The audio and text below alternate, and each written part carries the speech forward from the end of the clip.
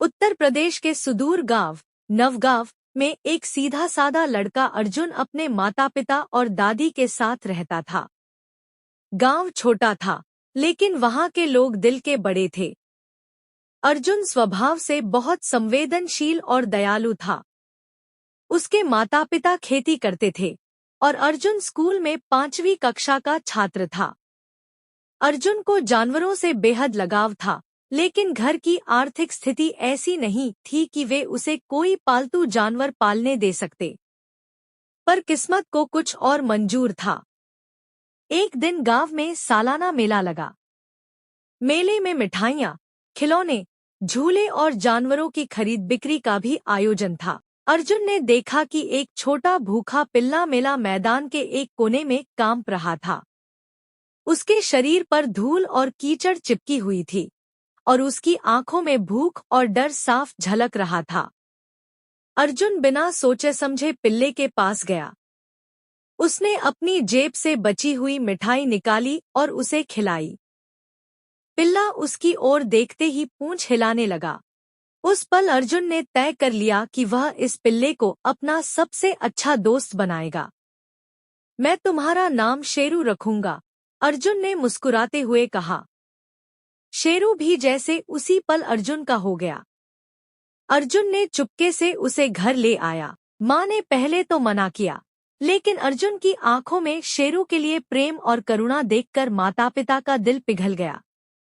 शेरू अब परिवार का सदस्य बन गया। अर्जुन और शेरू के बीच गहरा रिश्ता बन गया। स्कूल से लौटते ही अर्जुन अपना बस्ता फेंकता और शेरू के साथ खेलने निकल जाता। वे नदी किनारे घंटों बैठते। अर्जुन शेरू को अपने सारे राज बताता, स्कूल की बातें, अपने सपने, अपने डर।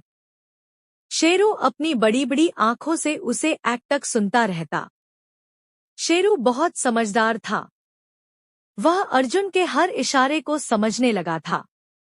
अर्जुन जब दुखी होता तो शेरू आकर उसकी गोदी में सिर रख देता।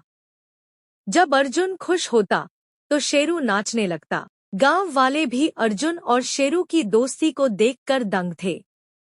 लोग कहते, ऐसा लगता है जैसे ये दोनों पिछले जन्म के साथी हैं। समय यूं ही बीत रहा था। मानसून की बारिश ने गांव को डरावनी स्थिति में ला दिया। लगातार 3 दिन और रात बारिश होती रही। गांव की छोटी सी नदी उफान पर आ गई और देखते ही देखते पानी गांव में घुस आया। सरकार ने ऐलान कर दिया था, सभी लोग सुरक्षित स्थान पर चले जाएं। अर्जुन के पिता ने जल्दी जल्दी जरूरी सामान समेटा। अर्जुन ने शेरू को पुकारा, लेकिन शेरू कहीं नहीं मिला। बाढ़ का पानी कमर तक आ चुका था। हर कोई जान बचाने के लिए भाग रहा था। माँ ने अर्जुन का हाथ पकड़ा, बेटा, अभी चलो, बाद में ढूंढेंगे शेरू को। अर्जुन की आंखों से आंसू बह निकले, लेकिन हालात ऐसे थे कि उसे माँ बाप का साथ छोड़कर शेरू को ढूंढने नहीं दिया जा सकता था। भारी मन से वह सुरक्षित स्थान की ओर बढ़ गया। शेरू गांव के पुराने कुएं के पास फंस गया था। तेज बहाव में वह अपनी जान बचाने की जद्दोजहद कर रहा था। उसकी आंखों में डर था, पर हिम्मत भी थी। उसे अर्जुन पर भरोसा था कि वह उसे कभी नहीं छोड़ेगा। अचानक शेरू ने अपने भीतर की शक्ति को महसूस किया। उसने अपनी पूरी ताकत से तैरना शुरू किया। रास्ते में बहते हुए पेड़ की एक बड़ी शाखा को उसने पकड़ लिया और धीरे धीरे सुरक्षित जमीन की ओर बढ़ने लगा। कई घंटे लगे, लेकिन आखिरकार वह पास के ऊंचे टीले तक पहुंच गया।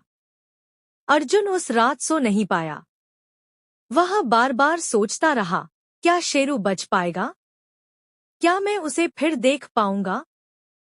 अगली सुबह जब बारिश थोड़ी कम हुई, अर्जुन अपने पिताजी के साथ गांव की ओर लौटा। चारों तरफ तबाही का मंजर था। घर गिरे हुए थे, मवेशी बहे हुए थे। अर्जुन ने हिम्मत करके शेरू का नाम पुकारा, और तभी दूर कहीं से आवाज आई, भौं भौं। अर्जुन ने आवाज की दिशा में दौड़ लगाई। मिट्टी और मलबे के बीच से दौड़ता हुआ कीचड़ में सना शेरू उसकी ओर भाग रहा था। अर्जुन ने शेरू को गले से लगा लिया। दोनों की आंखों से खुशी के आंसू बह निकले।